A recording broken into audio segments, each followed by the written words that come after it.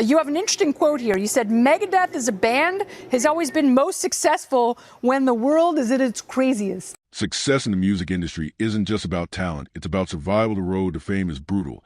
And even legends aren't safe from its twists and turns. Dave Mustaine was once at the top of metal icon, a rebel, a mastermind. I had nothing then. I had everything then.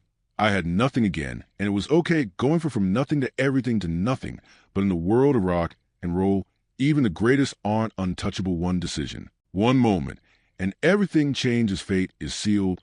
But how did we get here, and what does this mean for the future of heavy metal?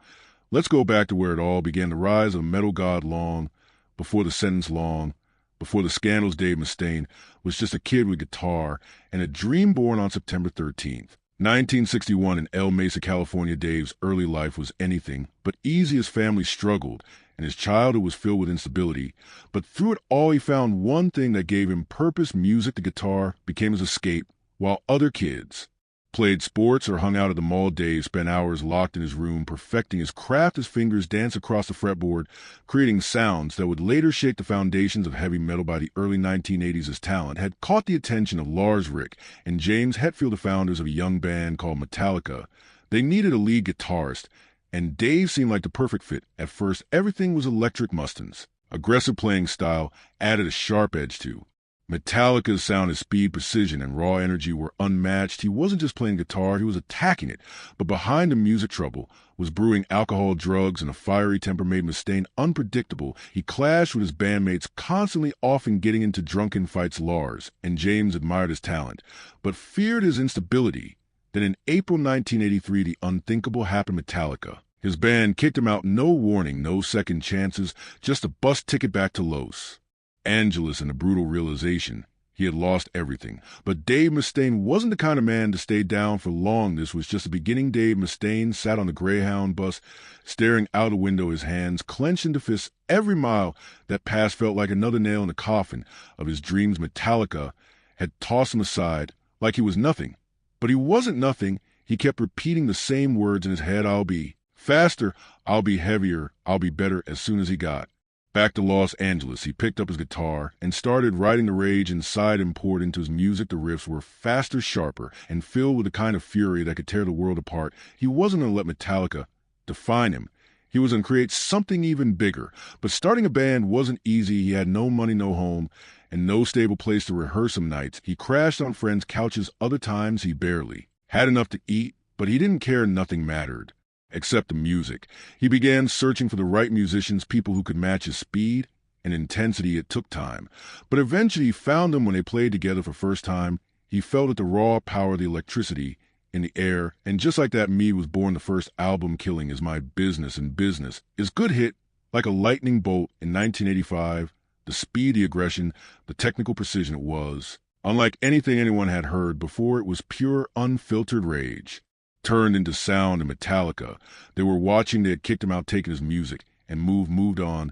But now they had to face the truth. Dave Mustaine wasn't just back, he was coming for them. But success came with a price. With Me gaining momentum, Dave Mustaine finally had what he wanted, a platform to prove he was just as good, if not better, than Metallica. The albums kept coming, each one pushing the limits of speed and technicality. 1980 SXS Peace Sells, but who's buying changed everything. The title track became an anthem, and Meat cemented itself as one of the biggest names in thrash metal. The rivalry with Metallica was no longer just a personal grudge. It had become something fans debated worldwide. Who was the king of thrash? But while the band was reaching new heights, Mustaine was battling his demons. Years of anger, rejection, and relentless pressure had left him broken inside. Alcohol and drugs became his escape. AP.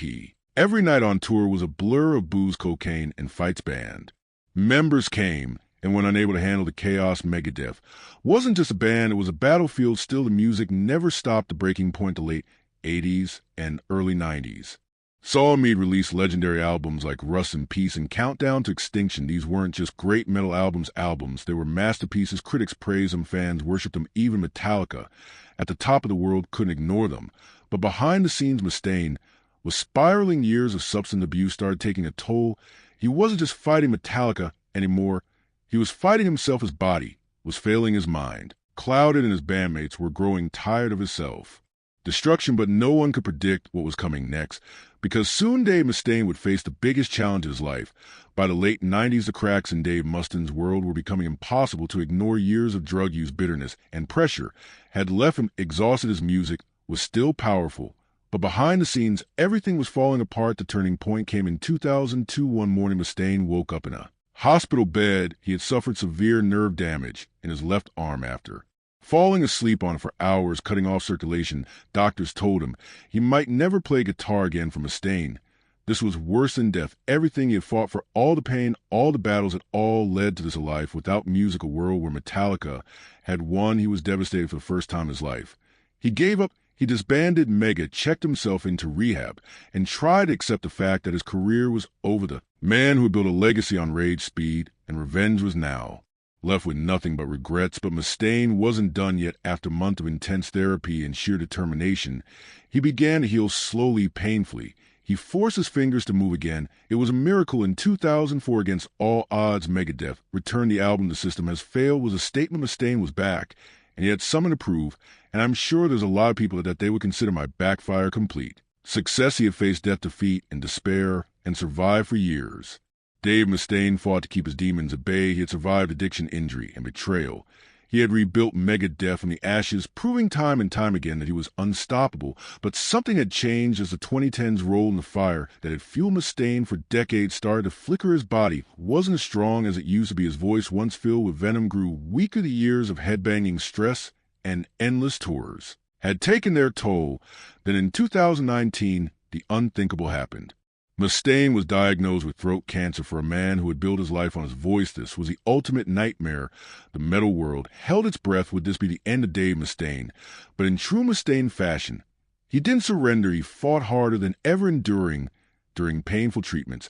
While still working on Megadeth's next album by 2020, he announced that his cancer was in remission. The metal legend had survived yet again, but something was different. Even though he had won the battle against cancer, Mustaine wasn't the same person anymore. His performances became less frequent. His interactions with fans grew more distant. The fire that had once burned so brightly inside him now seemed dimmer. It was as if after years of fighting, Dave Mustaine was finally tired. Then came the whispers. Rumors spread that Mustaine was planning to step away from music.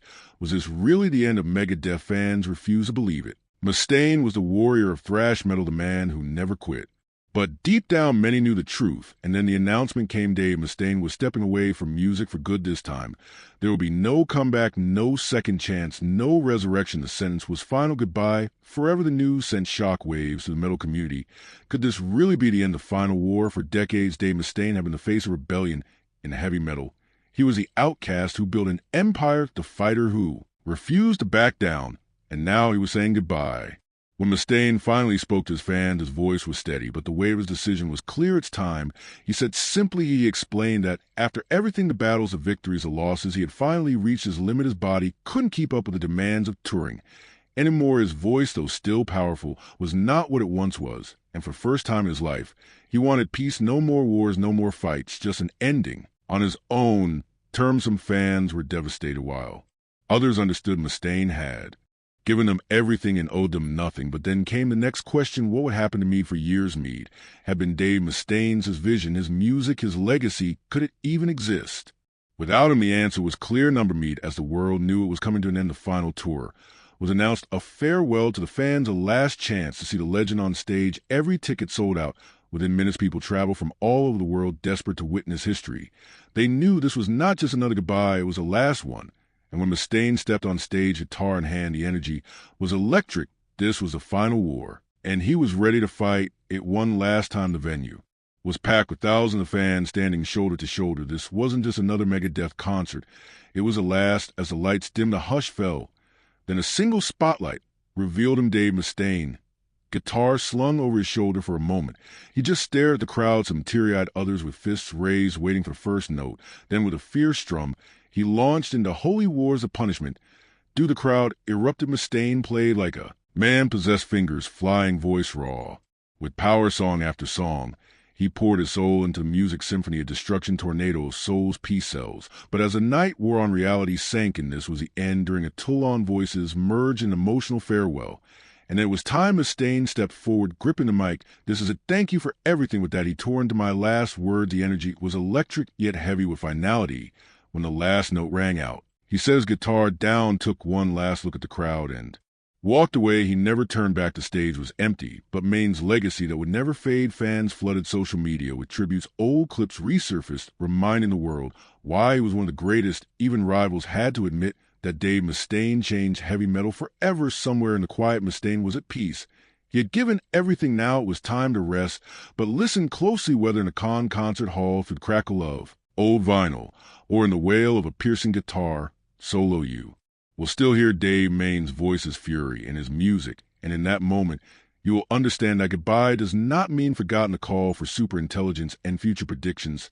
So all of a sudden, AI is everywhere. People who weren't quite sure what was playing with on their phones. Is that good or bad? At one of the things, at the sort of 4 or 5 things I thought would really affect the future dramatically, Sam Altman said in his recent post that advances in technology could lead to more noticeable adoption of AI in workplaces in the year 2025, which could be in the form of AI agents, autonomous systems that could perform specific tasks without human intervention and potentially take actions for days at a time. Sam Altman also said that we may see the first AI agents join the workforce and materially change the output of companies. In a recent interview with Bloomberg, Sam Altman said that he thinks artificial general intelligence will probably get developed during Donald Trump's term. He noted that artificial general intelligence has become a very sloppy term which competitors think is very close. Elon Musk, the co-founder of OpenAI, and Dario Amade, who happened to be the CEO of Anthropic, both said that they think AI systems could outsmart humans by 2026. OpenAI said that artificial general intelligence could help elevate humanity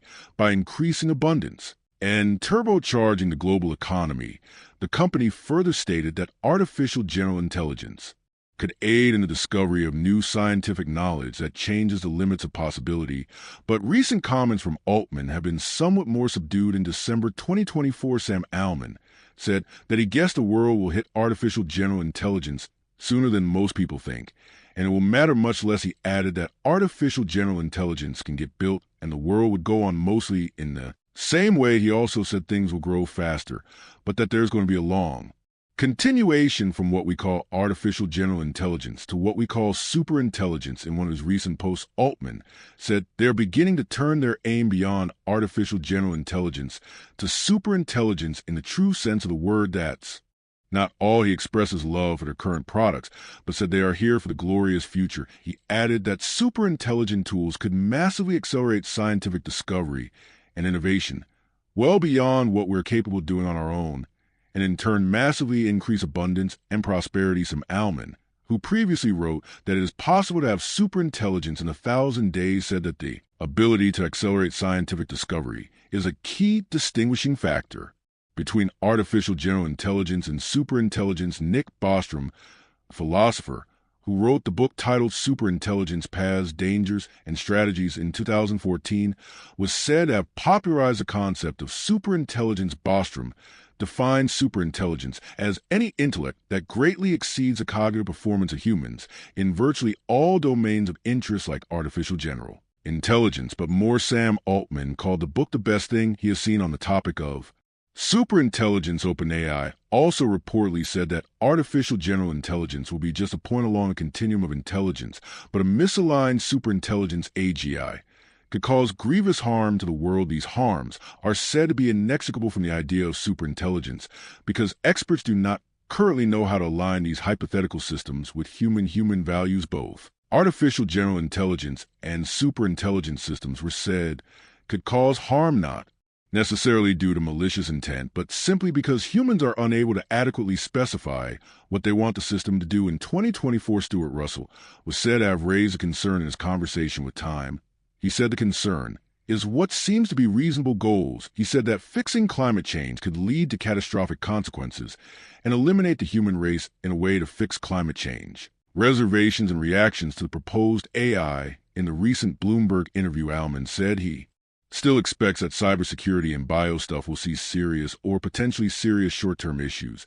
He said the risks need to be mitigated and that long-term risks are harder to precisely imagine. He admitted that these risks are real and also believes that the only way to address them is to ship products and learn. Sam Altman spoke further about his brief ouster as the CEO by the OpenAI board and his subsequent return. To the company, he called the event a big failure of governance by meaning people, including himself. He admitted he wished he had done things better. Researchers were also said to have collectively estimated that there's a 10% chance that AI systems could outperform humans on most tasks by 2027 in the largest survey of AI researchers made till date, assuming science continues to progress without interruption. Gary Marcus, who happened to be a prominent AI commentator, was said to have disagreed with Sam Altman. He said that artificial general intelligence is basically solved, while Mustafa Suleyman, CEO of Microsoft AI, said there's uncertainty regarding whether artificial general intelligence can be achieved on today's hardware or not. He said categorical declarations feel sort of ungrounded to him and cited challenges in robotics as one cause of the skepticism. Reports have it that Microsoft, which has a partnership with OpenAI since 2019, artificial intelligence, and the rapid growth of ChatGPT. Microsoft, of course, is an investor in OpenAI and the PAR strategic partnership, which enables Microsoft to deploy ChatGPT technology in many of their products and happens to be OpenAI's exclusive cloud provider and largest backer, will lose access to OpenAI once artificial general intelligence is achieved. Microsoft is reported to have invested over $13 million in the company to date. In order to reveal the different opinions of people about the digital transformation, Sam Altman talked about a new study from a digital transformation consultancy was said to have been carried out. It polled 150 decision makers from IT and non-IT departments of firms with more than 500 employees. The results show that 99% of organizations are looking to use AI or ML to seize new opportunities, but fewer were said to trust it to bolster their existing capabilities in the immediate future. Ian Ray, Demon's head of data, machine learning, and AI, said it's clear that organizations see the potential value of AI and are working quickly to implement this technology to yield an array of benefits. He further stated that to maximize the business impact of their investments in digital, organizations need to ensure AI is a strategic enabler as part of their broader digital transformation approach. While 98% of organizations have some visions for the use of AI, 49% of senior decision makers were said to have low confidence in implementing AI. This suggests that their vision does not align with the technology and change management deemed possible right now. Another reported concern about artificial general intelligence is the security risk. Reports have it that data security and privacy emerged as the top driver of low confidence among organizations. This was followed by difficulties of finding a trusted vendor to work at 31% of responses. Another factor cited was the legacy technology holding organizations back. This factor was said to hold about 29%, along with 24% perceived low skill level within business. This was said to also lead to dangerous misuse of AI tools, but rather like dogs. While this might sound strange, it is exactly what happened on May 29, 2024, when two leading Chinese tech companies unveiled an army of robot dogs equipped with different weapons on their backs. What are the reasons behind this? And what events led to this moment? Join us as we unravel the secrets behind the world's first army of robot dogs. The Chinese military has recently flaunted its rifle-toting robot dogs that it aims to use on the battlefield when wild visions become reality. Yes, the alleged rumors are true and verified. China has officially unveiled the first-ever army of robot dogs, an accomplishment that has drawn lots of attention and mixed reactions. It is like the 101 Dalmatians all over again, but this time with highly advanced weapons, modern sensors, and AI. Each of them was equipped with state-of-the-art machine guns designed to enhance military capabilities and improve future warfare strategies that prove they weren't here to play. The robotic K9 were revealed on May 29, 2024, during joint military drills with Cambodia. During recent military drills with Cambodia, China's military showed off a robot dog with an automatic rifle on its back, garnering a lot of attention from within the internet and beyond. But contrary to what many might think, this whole thing was a long plan in the making. It all began in 2016 when a postgraduate student came up with an intelligent idea. He envisioned a future where playful small robots made life much simpler and easier. His imagination went so wild that narrating to his friends felt like describing the average urban landscape from a Star Wars movie. This young visionary was none other than Wang Xingxing, a man who made it his lifelong goal to revolutionize robotics as a field. Soon enough, the young man got to work on making his vision a reality, and the result of his first endeavors was the X-Dog, a groundbreaking robot that mimicked the movements and behaviors of real dogs so much that it seemed unreal. The X-Dog was exceptionally agile and stable, able to move through difficult terrains like it was nothing. "I'm back, welcome home. Good boy. Shake hand, very good. Give me some water. Sorry, I can't reach it. I'll dance to pleasure you instead." It was able to maintain balance and recover from getting harshly kicked from multiple sides, designed to keep moving at all times no matter where it finds itself. This prototype was equipped with many sensors using the mimicry of real dogs, making sense of the environment with their noses. Except this time it was with multiple cameras, gyroscopes, and accelerometers. This way, the machine was able to detect obstacles, measure long distances, and react adequately to sudden dangers. Looking at the prototype, like the people who first saw it, you might think someone is controlling it from somewhere, but you would be wrong. The X-Dog was programmed to move entirely on its own, using advanced algorithms to move around and make sense of the environment by itself. It knew how to plan paths, avoid traps and obstacles, and reach targets by solving random puzzles without human help or intervention. This feat alone is impressive on so many levels, and what makes it mind-blowing is that it was made in 2016. But we are just getting started, as stated. Their legs and pattern of movement were built to mimic the appearance and capabilities of real dogs. This, of course, involved running, walking, and performing complex maneuvers. China's robot dogs can run at speeds of up to 16 mph. They perform tricks, are always obedient. The movements were so realistic, involving very accurate control of actuators and joints with little error. These capabilities made it good enough for real life. Operations like industry inspections, rescue operations, and even as a companion. That's right, it can also function as a man's best friend. This means you might consider putting off your real dogs to try this out in the near future, but don't count on it. The point is that the X-Dog was built to do a lot of things. On top of that, it was also built to last, able to withstand even the harshest of conditions with a robust design that makes it a practical solution for the most dangerous tasks. Realizing how much people were impressed with his creation, he knew at that moment that the XG had a lot of potential. He wasn't just trying things out anymore. This would be his long-term passion. He envisioned a future where robotic dogs, where every street had a few units, helping with complex personal, domestic, and industrial tasks. To make this a reality, he created his company Unrai Robotics in Hangzhou, marking the beginning of his efforts to bring his invention to a much wider audience. He had to improve his prototype, not want to have a wider exhibition only to repeat the same thing all over again. Wang and his company had to make it big, bigger and better, and that involved improving the power efficiency and sensor integration systems that malfunctioned many times in the prototype. Wang and his team now had a single goal in mind: to create a more reliable machine that could operate in many conditions. So, for the rest of the year, the team was hard at work to make this happen, and by the end of 2016, they had made significant progress. Previously, industry players were all using extremely efficient but customized high-power robotics, but I decided to use the components from drones, which are lighter, and I developed the mechanical drivers on my own. The new and improved X-Dog was much more sophisticated, with many improvements in hardware and software. Its second exhibition was a huge success, setting the stage for subsequent showcases that solidified Unitary Robotics as a leading force in the tech industry. As of now, they were ready to take their first step into the ever-competitive industry. Here is how it went.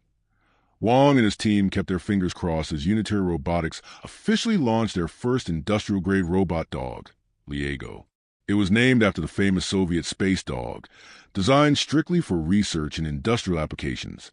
Like the prototype, this model was able to perform many tasks in different environments.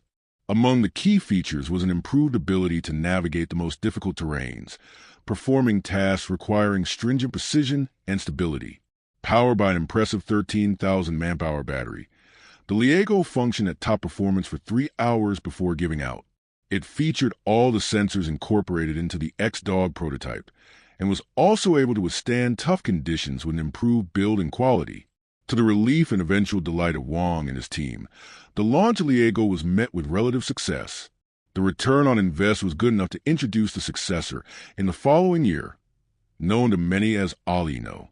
It stood as a major step in the right direction for unitary robotics as a company. With Alien Go, we are entering a new era of robotics. Alien Go brings its support to professional and industrial world.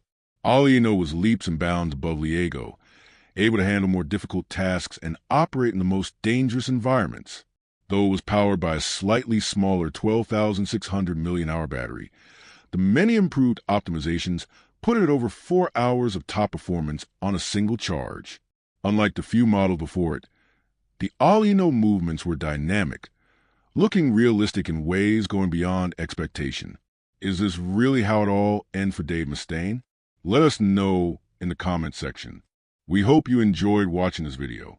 Remember to like, share it, and subscribe for more. Also click the next video showing on your screen. You will enjoy it.